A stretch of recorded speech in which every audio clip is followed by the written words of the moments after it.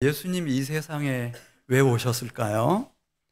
이 누가복음 8장에 이제 잘 요약해서 우리에게 보여주고 있는데, 누가복음 8장 1절에 보면은 왜 예수님이 이 세상에 오셨는지 거기 이렇게 썼습니다.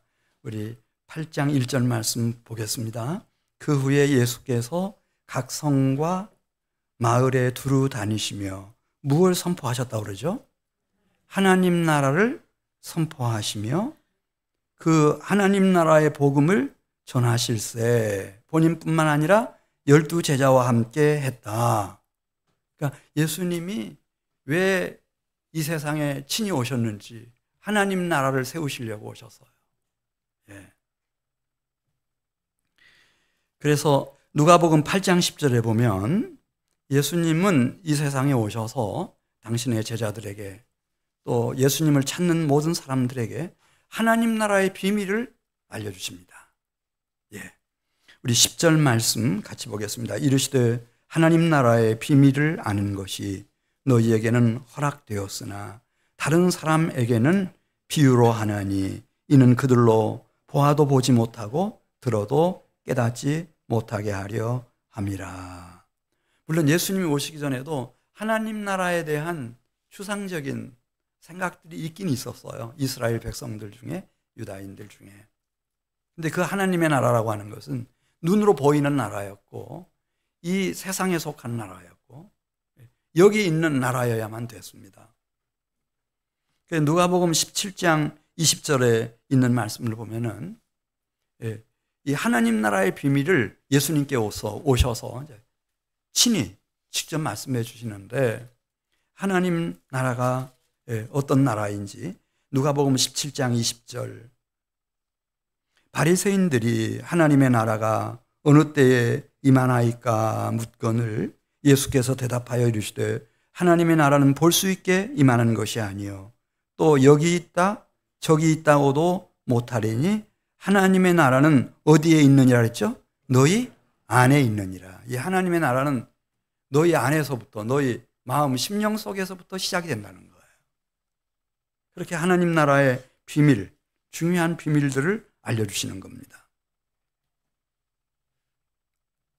누가복음 11장 20절에서도 이 하나님의 나라는 우리가 생각하는 것처럼 몇 년, 몇 월, 며칠 우리가 죽고 난 이후 막 이렇게 상상들 많이 하시는데, 그게 아니고 예수님이 알려주신 하나님 나라의 비밀은 누가복음 11장 20절 보면 그러나 내가 만일 하나님의 손을 힘입어 귀신을 쫓아낸다면 하나님의 나라가 언제 너희에게 임한다고 그랬죠? 이미 너희에게 임하였느니라.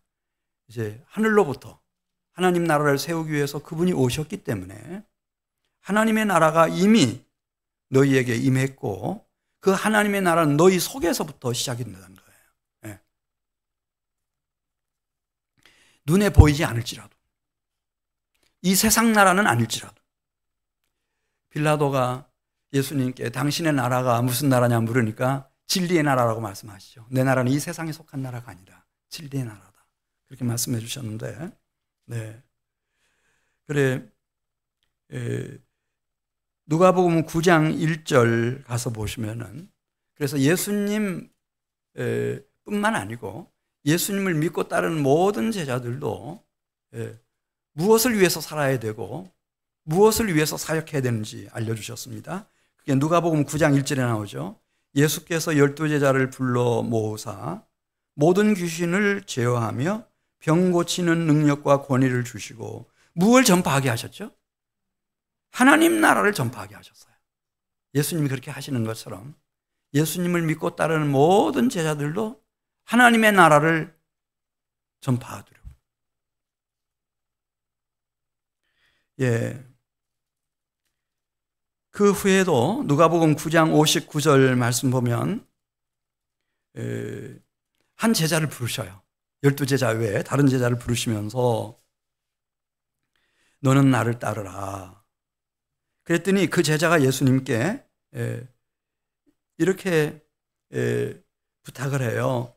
지금 제 아버지가 굉장히 유중했던 것 같아요. 오늘 돌아가실 수도 있고 내일 새벽에 돌아가실 수도 있고. 그러니 아버지를 이제 장사 지내고 난 후에 제가 따르겠습니다. 그렇게 말씀드리니까 예수님께서 뭐라고 그 제자에게 말씀하시는가? 죽은 자들로 자기의 죽은 자들을 장사하게 하고 너는 가서 무엇을 전파하라고 그랬죠? 하나님 나라를 전파하라. 이 하나님 나라의 긴박성이에요. 네. 아버지의 장례식만큼 중요한 게 어디 있겠어요? 근데 그보다 더 중요한 하나님 나라를 전파하는 일. 또 한 사람이 예수님께 예수님, 제가 주님을 따르고 싶습니다. 주님의 제자로 저를 받아주세요. 그러면서 지금 제가 잠시 집에 돌아가서 가족들에게 작별 인사를 나눈 후에 주님을 따르겠습니다. 그랬더니 누가복음 9장 62절 보면 예수께서 뭐라고 말씀하시는가? 손에 쟁기를 잡고 뒤를 돌아보는 자는 무슨 나라에 합당하지 않다고 말씀하시죠? 하나님 나라에 합당하지 않다. 그렇게 말씀하십니다. 그러니까 예수님 본인뿐만 아니고 예수님을 따르는 모든 제자들도 무엇을 위해서 존재하는지, 무엇을 위해서 살아야 되는지, 그건 하나님의 나라였습니다. 하나님의 나라. 그래서 우리가 창세기부터 이제 요한계시록까지 하나님의 나라를 빼고 나면은 빈 껍데기만 남습니다. 아무것도 없습니다. 하나님의 나라입니다. 또 누가복음 9장 27절을 가서 보겠어요. 이 하나님의 나라는 그냥 공허한 메아리가 아니고 실제입니다. 누가복음 9장 27절 보겠습니다. 내가 참으로 너희에게 이르노니 여기 서 있는 사람 중에 죽기 전에 무엇을 볼 자들도 있다고 그랬죠? 하나님 나라를 볼 자들도 있느니라. 예. 그러니까 이 하나님의 나라는 예수 그리스도에게는 이 우리가 이렇게 잠깐 보고 사라지고 떠날 이 세상보다 영원한 나라였습니다. 진리의 나라였습니다. 거룩한 나라였습니다. 진정한 영광의 나라였습니다.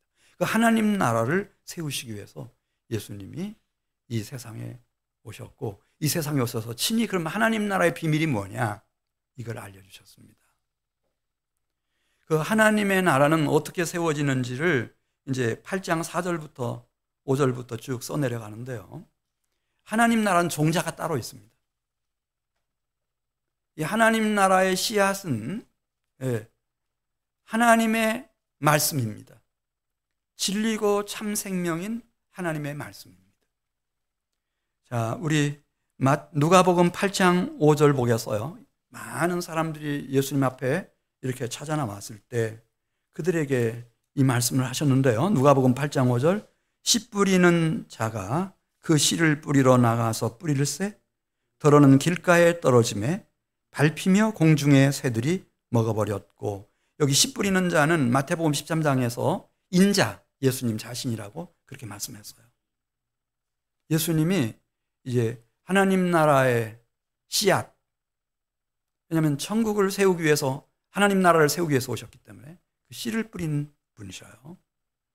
근데 이 씨를 뿌리는데 이제 어떻게 결과가 나타나는지 누가복음 8장 5절에서 말씀했습니다. 어떤 씨는 더러는 길가에 떨어진다는 거예요. 그래서 사람들이 밟고 지나가고 그 다음에 나무 가지에 이렇게 내려앉아 있던 눈 밝은 새가 사람이 인적이 끊겼을 때는 내려와서 그 씨를 쪼아먹고 그래서 없어져 버린다는 거죠.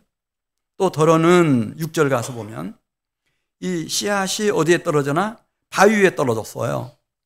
싹을 틔우기는 틔웠는데 바위에는 습기가 없지 않습니까?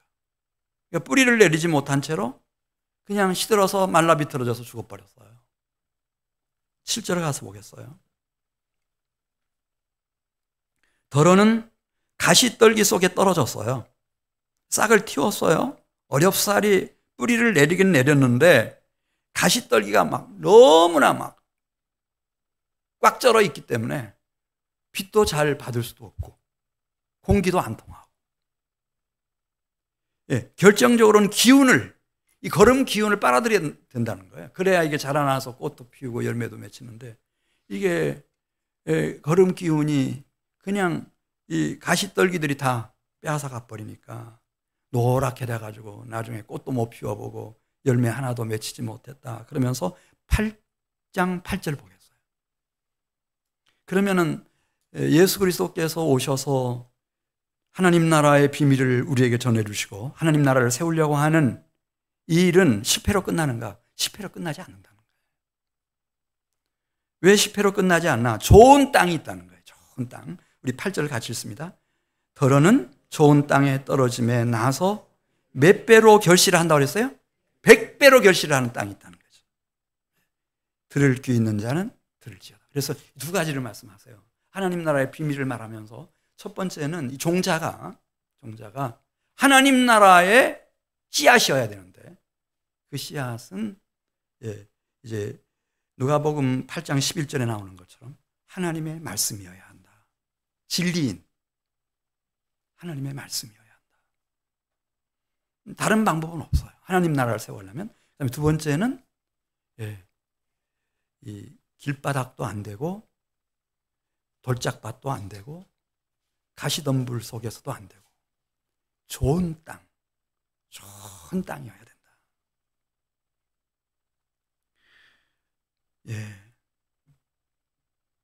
자, 왜 이 하나님의 말씀이 그렇게 중요한가? 예수님이 시험 받으실 때도 그 사탄 마귀를 물리치실 때 어떻게 물리치셨나? 사람이 떡으로만 살 것이 아니요 하나님의 입으로부터 나오는 무엇으로 산다고 그랬죠? 하나님의 형상대로 지음받은 우리 모든 사람이라는 존재는 진리를 먹어야 돼요. 진리는 하나님의 말씀을 먹고 사는 존재예요. 그 여러분들 복 있는 사람들이죠. 할렐루야. 진리를 먹어야 돼요. 또 예수님 요한복음 5장 25절에서 죽은 영혼들이 아담과 하와 이후에 범죄함으로 불순종함으로 죽었어요. 죽은 자들이 어떻게 살아날 수 있나? 죽은 자들이 하나님의 아들의 음성을 들을 때가 오나니 곧 이때라 듣는 자는 살아나리라. 예수님이 몸을 입고 이 땅에 오셔서 직접 들려주시는 하나님의 말씀, 그걸 듣는 사람은 다 살아난다는 거예요. 살아나죠. 이 시간에도 살아난 사람들이 있습니다. 네. 그래 누가복음 8장 11절 말씀 보면 누가복음 8장 11절입니다. 이 비유는 이러하니라 하면서 씨는 누구의 말씀이라고요? 하나님 나라를 세워가는 이 씨는 하나님의 말씀이요.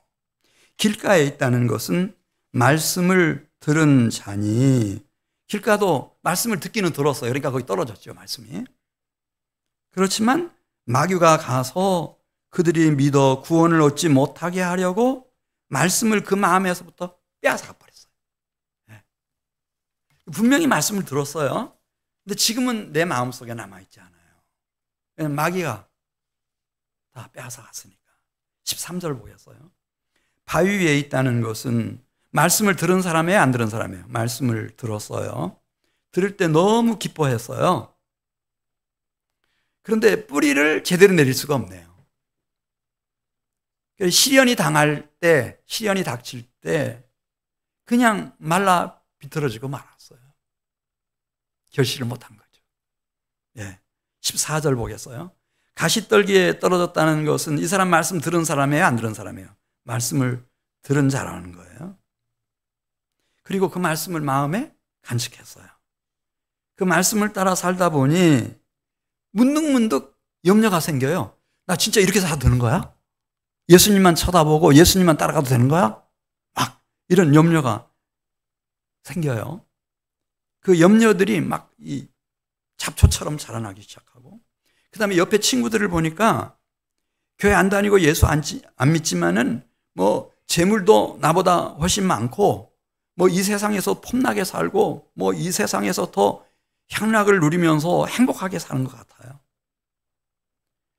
그런 영향이 얼마나 큰지. 그래서 결국은 포기하고 말았어요. 늦게 포기했지만은. 그래서 결실을 거뒀어요, 못 거뒀어요? 못 거뒀죠.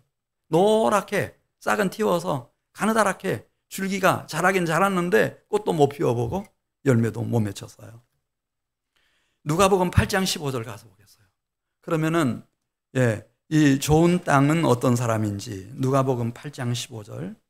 좋은 땅에 있다는 것은 말씀을 듣고 그리고 그 말씀을 착하고 좋은 마음 속에 잘 관리를 하는 거예요. 그리고 그 말씀을 지켜 행해요. 끝까지 일평생 동안 인내로 나아가다가 결실을 거뒀어요. 100배 결실을 거둔 거예요. 할렐루야. 물론 어려움 많았죠. 그렇지만 끝내 결실을 거뒀어요. 이런 좋은 땅이 되시기를 주의 이름으로 축복합니다. 이 좋은 땅이 되려면은 이 말씀이 늘 비춰와야 돼요. 예.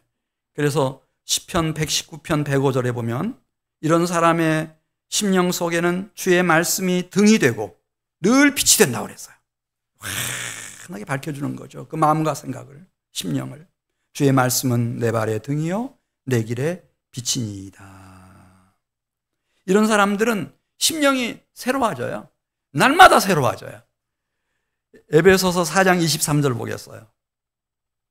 오직 너희의 심령이 새롭게 되어 새로 지으심을 받은 새 사람을 입으라. 그렇게 말씀했는데, 그러니까 지금 여기 좋은 옥토, 좋은 땅은 우리 문전 옥답 그걸 말하는 게 아니고 여기 심령을 말하는 거예요.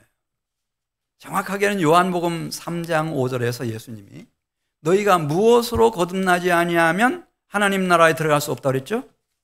성령으로 거듭나지 아니하면. 근데 성령으로 거듭난 심령, 성령으로 거듭난 심령. 이 심령은 새롭게 된 심령입니다. 이런 심령을 산상수훈 마태복음 5장 3절에서 예수님이 심령이 가난한 자는 복이 있나니 무엇이 저희의 것이며 그랬죠? 천국이 저희의 것이며 그랬어요. 이 성령으로 거듭난 사람은 심령이 겸손해요. 심령이 가난해요. 가난할 수밖에 없죠. 왜냐하면 하나님이 나에게 이 말씀을 계속 등불같이 비춰주셔야 되고, 그리고 하나님이 성령으로 내 심령을 늘 날마다 새롭게 해주셔야 되고, 우리 주님이 내 안에, 내 생애 속에, 우리 가정 안에 하나님의 나라를 실제로 세워가셔야 되니까 그걸 다 주님께 부탁하고 있으니까. 그러니까 이 사람은 교만할 수가 없죠. 가난해요. 가난한 심령을 가진 사람이 되는 거죠. 누가복음 8장 20절 가서 보겠어요. 이렇게 사는 사람은 그냥 하루가 다르게 성장해 가요. 계속 성숙해 가요. 하나님의 형상, 그리스도의 품성과 성품을 실제로 이루어 가요. 예수님이 한 번은 이제 이렇게 무리들을 가르치고 계셨는데 모친 마리아하고 동생들이 예수님을 만나러 왔어요. 근데 사람들이 워낙 많고 예수님 바쁘셔서 만날 수가 없으니까 사람을 들여보내가지고 예수님 만나자고 그렇게 요청했을 때 예수님이 하신 말씀이에요. 예수님께서 그 얘기를 들으시고 거기 예수님의 말씀에 오직 귀를 기울이고 그 말씀을 따라 살기를 위해서 몸부림치고 있는 그들을 바라보시면서 이르시되 내 모친과 내 어머니와 내 동생들은 곧 하나님의 말씀을 듣고 행하는 이 사람들이라. 여러분들이 나의 모친, 어머니고 나의 동생들이고 나의 가족. 하나님의 가족이라는 거죠. 하나님의 가족이다. 하나님의 가족은 그 속에 하나님의 주신 말씀이 있고 그 심령이 정말 겸손해지고 가난해져서 그 말씀을 잘 지켜 행함으로 실제로 하나님의 가족이 된 사람들이어야 돼요.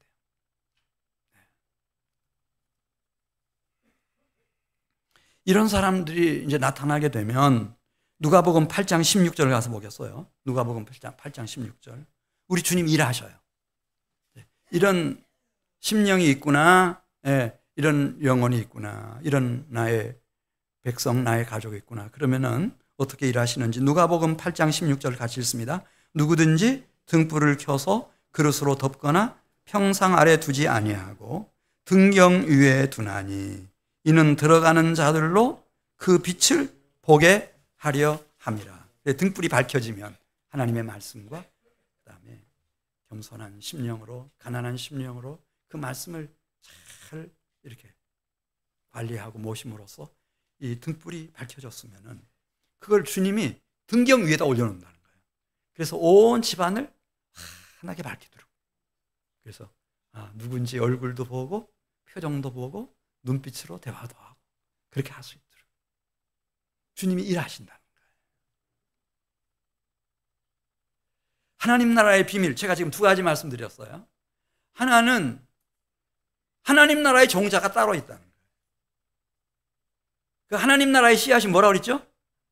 하나님의 말씀이어야 돼요. 그래서 우리 침례교회는 이제 막 교리들도 있고 신학도 있고요, 신조들도 있고 그런데 우리 선배들이 예를 들어서 이제 이렇게 예수님이 말씀하셨잖아요. 예수님 말씀하신 게 있으면은 그 아무리 대단한 신학이라도 그다음에 교리라도 신조라도 그걸 가지고 예수님의 말씀을 해칠 수가 있는가? 고칠 수가 있는가? 못 고칩니다. 네. 성경이 최고의 권위입니다. 우리 교회는 사도신경 하지만 사도신경 않는 침례교회 있어요, 없어요? 많죠. 대부분이 안 하죠. 그런 정신 때문에 그래요. 사도신조라도 그걸 가지고 성경을 훼손시키면 안 된다. 그 정신은 우리가 받아줘야 돼요.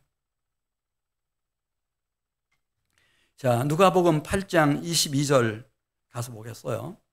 이제 그러니까 이 두 가지가 있는 곳에 하나님의 말씀의 씨앗이 있고 그다음에 그 말씀을 잘 모시고 이렇게 말씀을 세워가는 심령, 영혼이 있을 때 이제 누가복음 8장 22절 보면 그 제자들이에요.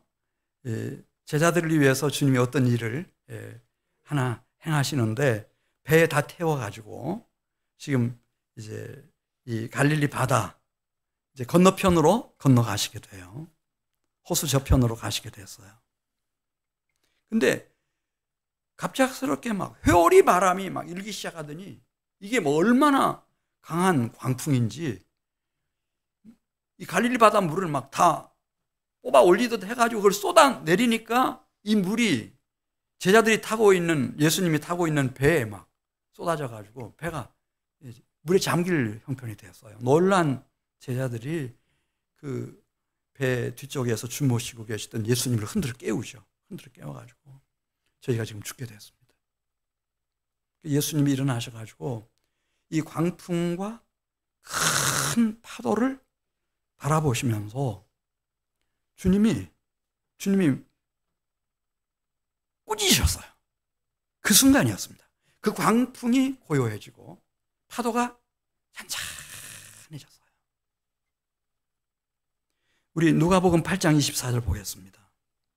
시간 관계상 25절로 바로 가죠. 누가복음 8장 25절.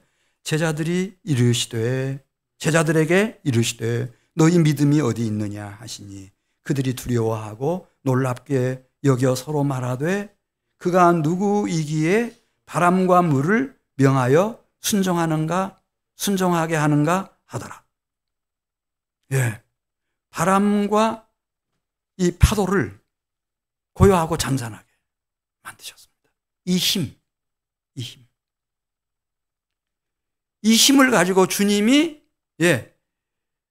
너희 믿음이 어디 있느냐 말씀하시면서 있는지 없는지 모를 만큼 그 조그마한 믿음을 싹을 확 틔워가지고 이걸 비약이라고 하는데요.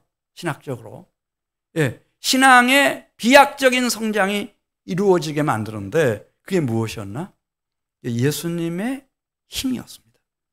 그냥 꾸짖으시는 말씀 한마디로 이 광풍과 파도를 고요하고 잔잔하게 만드시는 주님의 힘이었습니다. 이 힘. 이게 세우는 겁니다. 이게 내 안에 하나님의 나라를 세우는 것이고 우리 가정 안에 하나님의 나라를 세워가는 것입니다. 그래서 말씀도 참 귀하고 내가 이렇게 가난한 심령, 겸손한 심령으로 그 말씀을 받드는 삶을 사는 것도 굉장히 중요하지만 결정적으로는 하나님의 나라를 세우기 위해서 이 세상에 오신 주님의 강력한 힘입니다. 자, 누가복음 8장 26절로 가서 보겠습니다. 그래서 이제 어려움 속에서 맞은편, 마태는 가다라라고 했고 혹은 거라사인의 땅이라고 하는 곳에 도착했어요. 거기 예수님 내리셨을 때 귀신 들린 사람 하나가 있었어요. 이 사람은 원래 큰 도시에서 잘 살던 사람으로 거기 나옵니다. 근데 얼마나 이 귀신에 시달렸는지 옷을 다 벗어버렸어, 속옷까지. 그리고 민가에서 살 수가 없어요. 고향 마을에도 거기 어느 곳에서 거처할 곳이 없어가지고. 왜냐하면 이 귀신이 막 쇠사슬 쇠고랑으로 묶어놓아도 다 그걸 깨부수고 막 이를 충동질 해가지고 광야로 사막으로 막 몰아넣어가지고, 광야는 뭐 마실 물이 있나요? 뭐 먹을 게 있나요? 쉴만한 곳이 있나요? 죽지요, 죽어. 그렇게 몰고 다니니까 겨우 어떻게 해서 이 무덤 사이에서 이제 이 귀신 들린 사람이 지내고 있었습니다. 예수님이 그를 만나자마자 누가복음 8장 30절 보면은 물으셔요. 내 이름이 뭐냐? 이렇게 물으니까 귀신이 대답하는 군대라고. 많은 귀신이 들렸다는 뜻이죠. 군대니까. 그러면서 예수님께 사정을 해요. 우리를 무적행으로 들어가게 하지 말아 주십시오. 그러면 저기 보십시오. 지금 돼지떼가 막 2,000마리도 넘게 있는데 그 돼지떼들에게 들어가도록 좀 허락을 해 주십시오. 예수님은 이 귀신이, 이 더러운 귀신들과 악령들의 결말이 어떻게 되는 것인지를 실제로 보여주고 싶었어요. 들어가라. 들어가자마자 이 귀신들이 이 돼지떼를 막 그 가파른 갈릴리 바다 낭떠러지로 막 몰고 가는 거예요. 아주 다 호수에 빠져가지고 다 죽어버렸어요. 다 몰사했다고 그러잖아요. 몰사했어요. 다 죽어버렸어요. 이 세상에는 귀신과 악령들의 역사가 있어요. 공중권세 잡은 사탄 마귀가 원래 거짓의 아비고 살인자예요. 그런 게 있어요.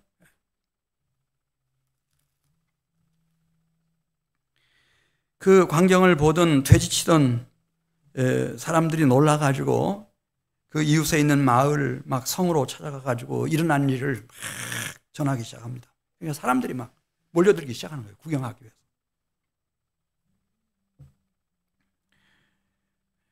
그때 그곳에 도착해 보니 귀신 들렸던 사람은 옷을 잘 차려입고 정신이 온전해져서 예수님 발치에 앉아가지고 예수님이 하시는 말씀을 잘 듣고 있었습니다. 사람들이 몰려 나왔을 때 처음부터 끝까지 그 자초지종을 다 알고 있는 사람들이 다 무슨 일이 일어났는지를 친절하게 설명해 주었습니다. 그 설명을 듣자마자 누가복음 8장 37절 말씀 보겠습니다. 마을에서 성읍에서 나온 사람들이 예수님을 애워싸고 예수님께 부탁을 합니다. 예수님, 떠나주십시오. 이 집 한 집 돼지 농장뿐만 아니고 모든 돼지 농장의 돼지들이 다 죽고 다 망하게 될 거니까 너무 두려워가지고 예수님 떠나주십시오. 예수님이 배에 오를 수밖에 없었어요. 그 많은 인파들이 예수님을 몰고 들어오니까. 근데 거기 딱 한 사람이 있었어요. 귀신 들렸던 사람이에요. 이 사람은 이 마을과 성읍 사람들하고 달랐어요. 예수님, 제가 예수님 따라가면 안 될까요? 그렇게 부탁을 하는 거예요. 그러니까 예수님이 그 귀신 들렸던 사람에게 말씀하셔요. 아니다. 너는 부모님이 살고 계시는 고향으로 돌아가서 너를 위해서 하나님이 얼마나 놀라운 일을 하셨는지를 그들에게 증거하라. 증언하라. 전도하라. 그래서 이 귀신 들렸던 사람 하나만 돌아가서 예수께서 행하신 그 놀라운 일들을 증거하기 시작한 거예요. 증언하기 시작한 거예요. 이 성에 가고 저 성에 가고 다니면서 하나님의 나라가 누구 안에 세워졌나?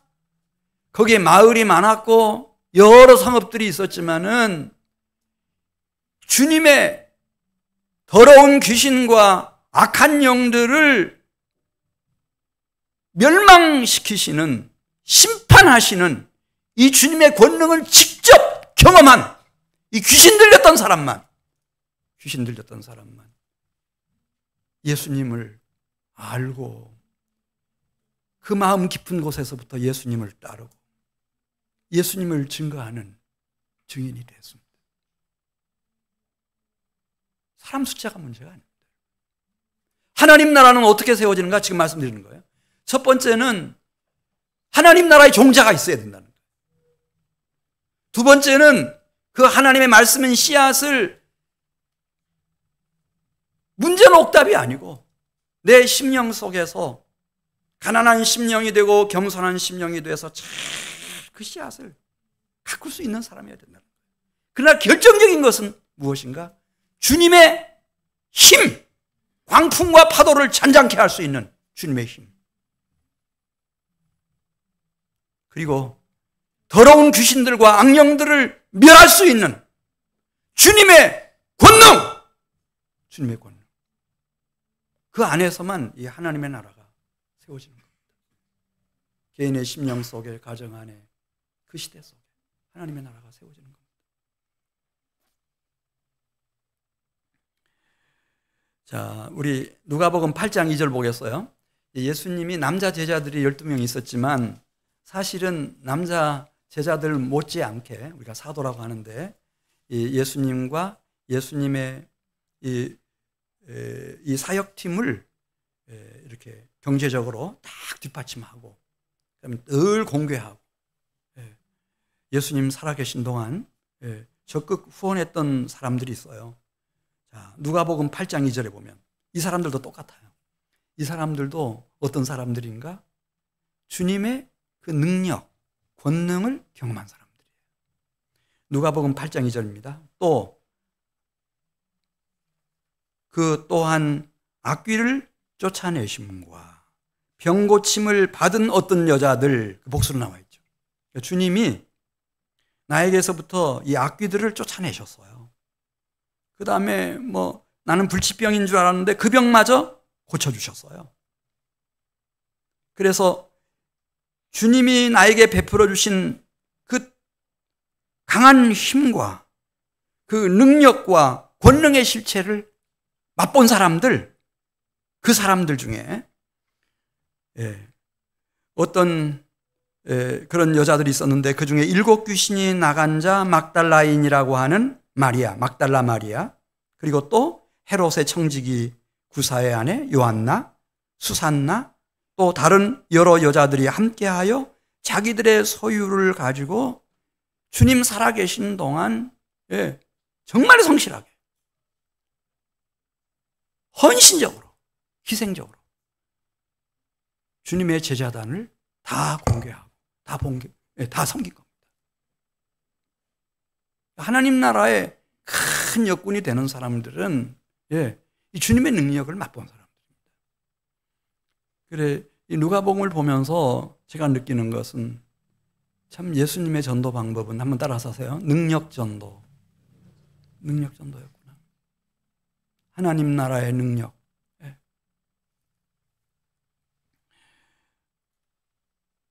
우리 누가복음 8장 43절 말씀 보겠습니다. 거기 한 여인이 나오죠. 이 여인이 예수님을 너무 멋지게 증언했던 여인인데 12의 혈루증 앓던 여인이에요. 아무에게도 고침을 받지 못해서 이건 나는 불치병이고 이대로 죽어가는구나. 이 혈루가 어디로부터 흘러나오는지 자궁이 막 다 암으로 막 다 번져가지고 거기서 막 시도 때도 없이 막 계속 피가 흘러나오는지 원인은 잘 모르겠는데 그래서 몸이 시들어가고 이대로 나는 쓰러지겠다 이런 생각을 하고 있던 터에 예수님 얘기를 전해 듣게 되었고 예수님이 기다려지기 시작했어요. 예수님을 한번 만나 뵀으면 좋겠다. 어느 날 예수님이 자기 마을 앞길을 지나가신다고 한 얘기를 듣고 벌떡 일어났습니다.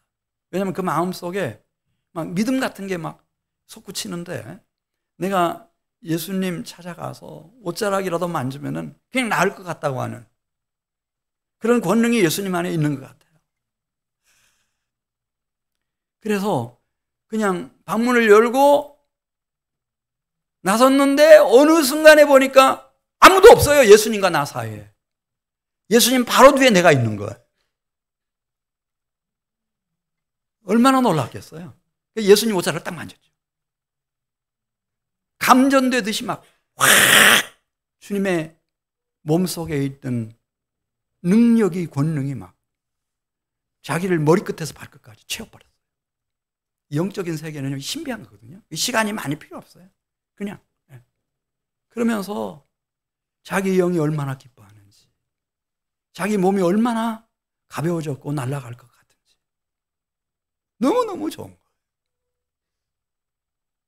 그 순간이었는데 주님이 딱 멈추시는 거예요. 앞에 가시던 주님이.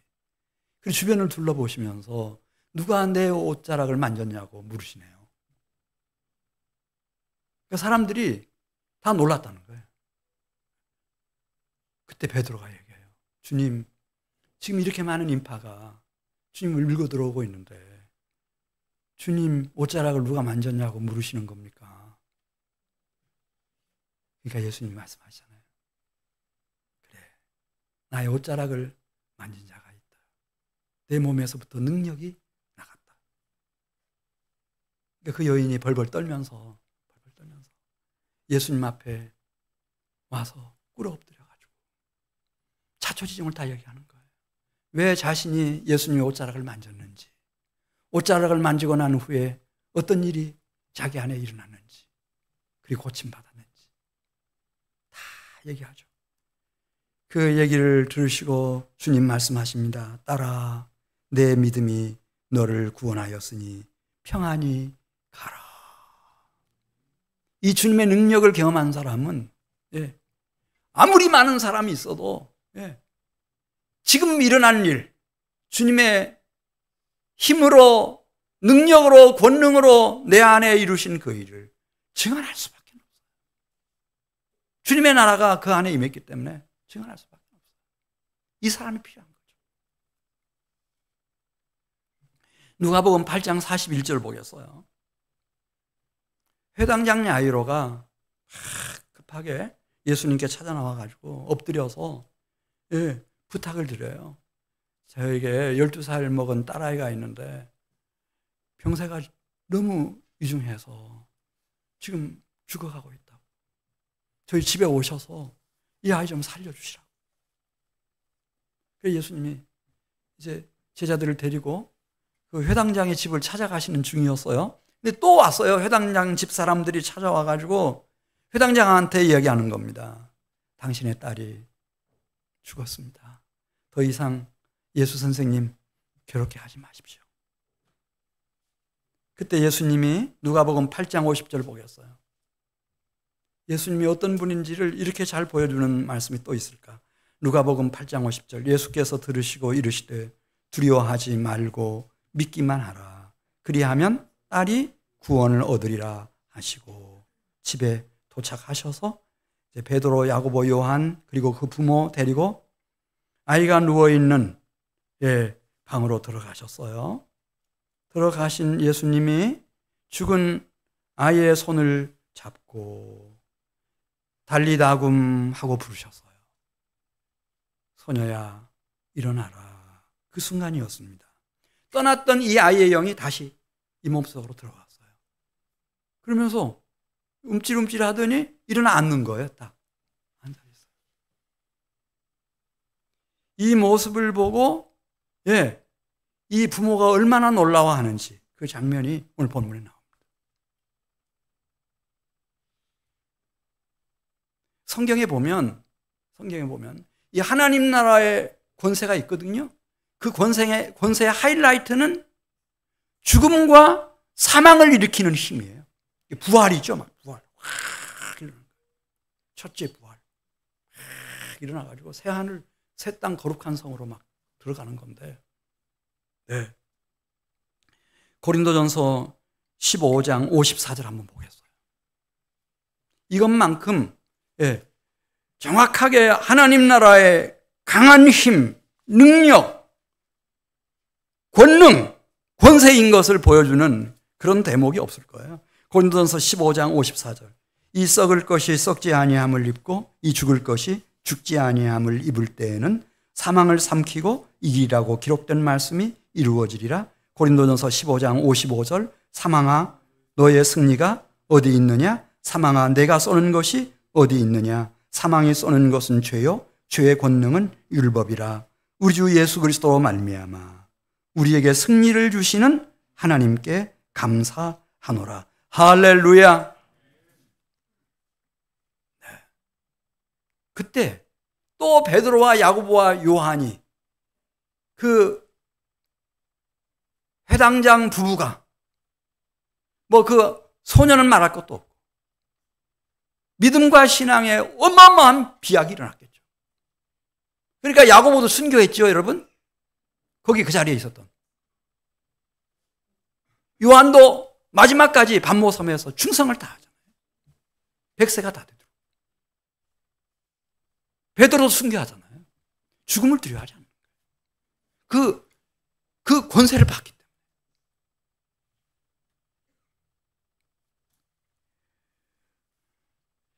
때문에. 제가 오늘 세 가지 말씀드렸어요. 예수님이 이 세상에 오셔서 친히 하나님 나라의 비밀을 알려주셨는데 그 비밀을 세 가지 말씀드린 거예요. 그 종자가 다르다. 하나님 나라는 하나님의 말씀에서 시작한다. 또 한 가지 말씀드렸어요.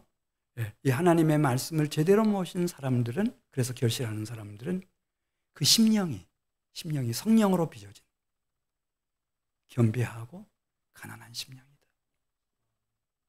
그리고 세 번째, 이런 사람이 있을 때 우리 주님은 언제든지 당신의 힘으로, 강력이죠. 강한 힘으로, 능력으로, 권능으로 하나님 나라의 권세로 확 일으키십니다.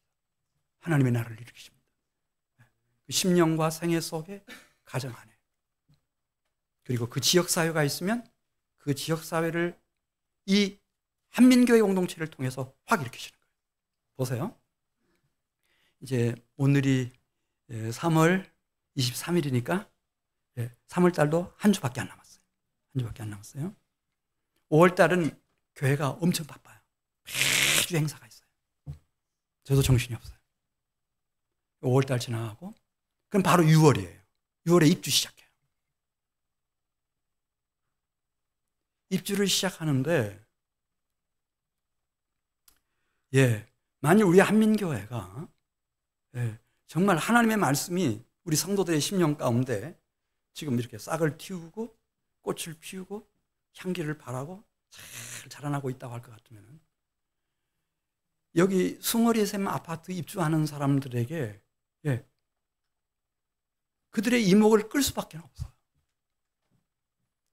전도학자들이 얘기하는데 일평생을 살아가는 동안 내가 교회 나가야 되겠다, 예수 믿어야 되겠다, 그런 바람이 가장 그 지수가 높아지는 때가 이사하는 때랍니다. 새 아파트 단지로 이사하는 때. 그곳으로 이사하고 나면 집이야 좋죠. 새 집이니까. 그러나 착한 이웃들을 만나야 되는데. 근데 저희 한민교회는 그 노하우를 가지고 있어요. 갈마동에 성전이 있었을 때 1995년인가요? 큰 마을에 3,000세대 넘는데 막 입주한 때가 있었어요. 그때 우리 집사님, 권사님들이 생수전도 했어요. 입주하면은 제일 먼저 필요한 게 물이니까. 더더군다나 6월달, 7월달, 8월달 막 입주할 때 얼마나 날씨는 덥고 힘겹겠어요. 그때 재정 그런 거 생각하지 마세요. 생수 많이 사놓고 그거 가지고 가셔서 보시면 알아요. 아, 저 사람 지금 목마르겠다. 생수가 필요하겠다. 그냥 성령께서 다 보여주셔요. 생수 하나 필요하지 않으세요? 이렇게. 생수 전달하고 생수 뚜껑 열어서 마시면서 감사하다고 시원하다고 그렇게 말하면 이사하시느라고 수고 많으시네요. 그렇게 말하고. 예. 그 다음에 우리 여선교회 베테랑 권사님들께서요.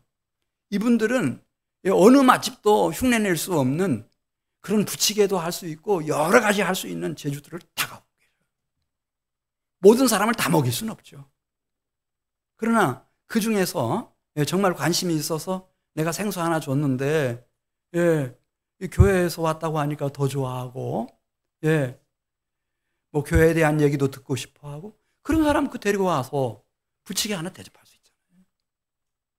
10장이라도 괜찮고 20장이라도 괜찮아요. 얘기하다가 지금 우리가 아기가 하나 있는데 지금 이제 이삿짐도 정리해야 되고 아이를 좀 돌봐줄 사람이 없어서 시골에 어머니가 계시지만 지금 병환 중에 계시고 그렇다고 하면은 우리 한민교회 여기 공간들 많잖아요.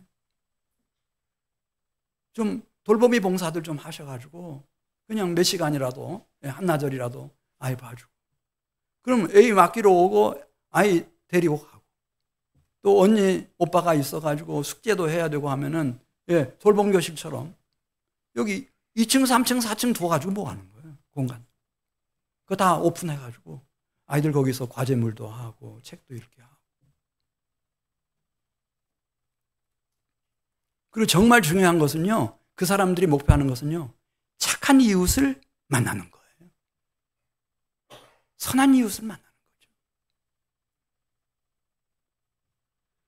그래 우리 교회 이렇게 영화부부터 시작해서 지금만 이제 여기 보니까 우리 주연희 집사님도 캘리그라피의 수업 시작하고 하나님이 자기마다 주신 그 전문 분야들 있잖아요. 우리 주 집사님은 미술 선생님 오래 했으니까 이렇게 하고 다 할 수 있어요, 뭐든지. 그래서 그 필요한 부분에서 지역 주민들에게 도움을 주고 이 지역 주민들은요 항상 관심사가 그거예요. 이 사람이 선한 사람이냐 악한 사람이냐 이거예요. 친절한 사람이냐 교만한 사람이냐 그거 정말 눈여겨봐요. 근데 여기 교회 오니까 착한 사람들이 있다. 친절한 사람들이 있다. 선한 사람들이 있다. 그러면 다른 데 갈 이유가 없죠. 왜 다른 데 갑니까? 여러분? 이런 정도면은 참 좋은 이웃이다. 좋은 친구다. 다 얘기하는 거예요. 그때 언젠가는 저는 하나님 나라의 비밀을 예수님이 오셔서 들려주셨는데 이 얘기를 좀 해줄 수 있다면은 얼마나 감사할까. 그런 교회 되면은 하나님께 영광이 되겠는데 내가 어떻게 하나님 나라를 세우는 하나님의 말씀을 찾았는지 그 말씀을 내가 어떻게 겸손하고 가난한 심령으로 모실 수 있었는지 그렇게 모시다 보니 때로 광풍도 만나고 높은 파고도 치고 이렇게 했지만은 주님의 힘이 악령과 더러운 귀신들이 막 나를 겹겹이 에워싸고 공격해오는 순간도 있었지만은 하나님의 권능이 어떻게 하나님의 권세가 어떻게 죽음과 사망의 권세를 이기고 나를 일으켜 세워놓으셨는지 만일 내 인생 이야기 내 삶의 이야기를 좀 그 사람들하고 진솔하게 나눌 수 있다면 이야 이건 이 한민교회가 진리의 기둥과 터가 되는 건데 시간이 없어요 여러분. 지금 우리 각 기관은 이제 우리가 제대로 주님의 몸된 교회로서의 역할을 하기 위해서 어떻게 한민교회 홈페이지를 정비해야 되는지 우리 기관은 어떤 것들이 필요한지 지금 유심히 살피셔서 빨리빨리 수정하시고 보완하시고 그 다음에 각 기관의 지도자 되시는 분들 여선교회 남선교회 또 그 회장 되시는 분들 임원 되시는 분들 정말 주님 앞에 구하면 주님이 다 주셔요. 우리 한민교회는 그걸 했던 교회예요. 그냥 큰 마을에서요 막 밀려 나왔어요. 지금도 그렇게 할 수 있어요. 다 할 수 있어요.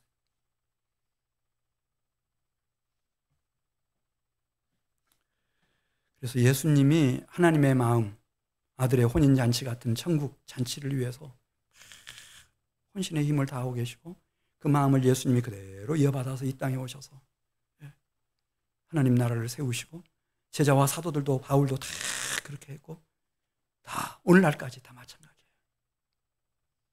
이렇게 불타오르는 살아있는 교회로 일어나시기를 바랍니다. 하나님은 내 안에 내 생애 속에 천국을 세우시고 우리 가정 위에 하나님의 나라를 세우시고 이 한민교회 공동체를 통하여 이 지역사회를 누룩처럼 변화시켜 가실 것입니다. 우리 같이 기도드리겠습니다.